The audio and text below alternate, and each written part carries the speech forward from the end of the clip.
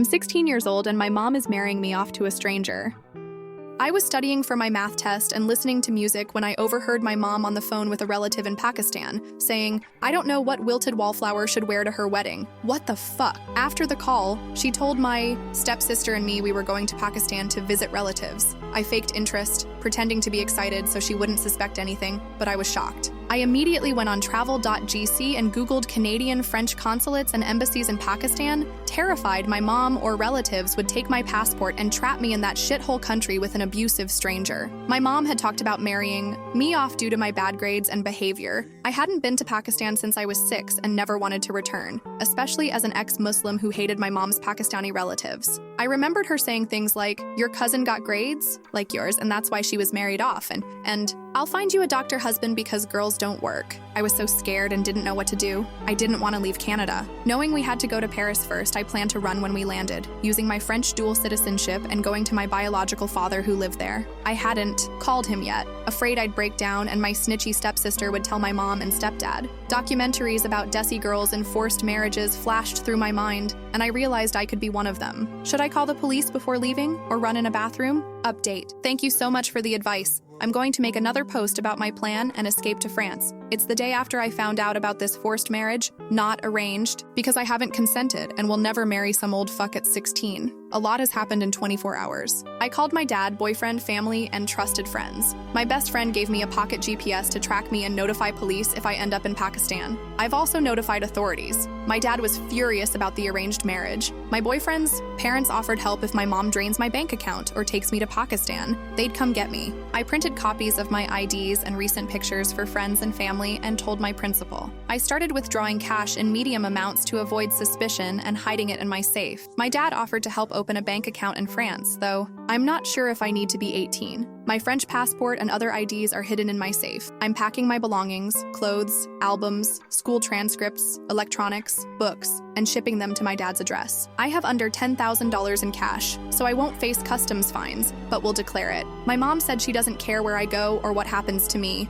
Luckily, friends are letting me stay with them. When my mom comes home, I'll tell her I want to live with my dad. I doubt she'll care more about my stepdad and his child. If they agree, I'll call my dad to buy a plane ticket to France. With my French passport, immigration won't be an issue. My dad can likely get sole custody, especially with evidence of emotional, physical, and mental abuse and this forced marriage attempt. I have screenshots of my mom's texts and a voice recording as evidence. Tonight, I'm confronting my mom and stepdad about moving to my biological dad's. I'll update you all afterward. My mom and stepdad came home. I made them sit down and told them I wanted to move to France to live with my dad. They said France was unsafe, that I'd get shot. I retorted that she always wanted me to die, lol. My stepdad said Paris was dangerous, and I listed dangerous areas in Canada and the US. After a lot of yelling, I said if they hated me so much, they should give up parental rights to my dad. There was silence. My stepdad left, thinking I was crazy. My mom called me a disgrace, and I bitched back, "Why don't you fucking return me to dad? Unlike you, he actually cares about me. You fucking deplorable." My mom sighed calmly.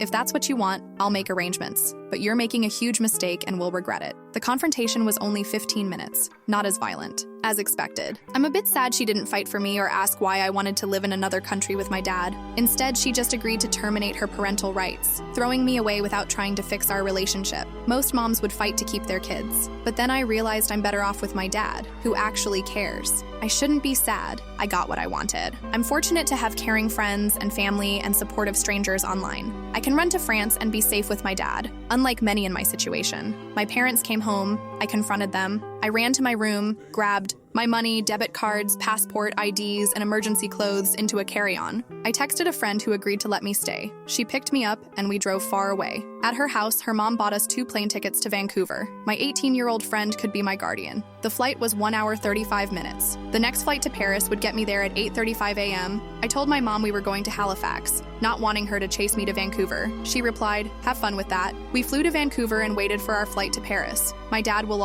pick me up at CDG, and my friend will stay for support. I felt bad she disrupted her life, but she wanted to travel. I was scared during takeoff, not of flying, but that my mom would call the police or track me, making it a missing person case. My friend reassured me my mom was a shitty parent and I was close to freedom. Soon, I stopped thinking about my awful family and looked forward to my new life in France, seeing my dad in a day or two, finally free. I imagined myself in a French cafe, or strolling the Champs-Elysees, returning to the City of Lights after 3 years of darkness. My dad is terminating her parental rights and getting sole custody. I took all my documents from her house after hearing about the marriage, finding a file with them. I also read her texts arranging the marriage, took pictures, printed them as evidence, and sent them to my dad. Thank you all for the support. I'll update again in a couple of weeks. I'll be in France in about 9 hours. Au revoir. So, it's been a while since I've made an update here. I am now in France, away from my psychotic, narcissistic mom and stepdad. The friend who came with me has gone to Greece. I've been getting used to France again permanently. Luckily, I don't have Paris syndrome. I can also still finish high school here, get my diploma, and go to university. Also, my mom's parenting rights have been terminated, and she doesn't have custody of me anymore. Phew. I'm glad I'll never have to see my shitty mom and stepdad ever again.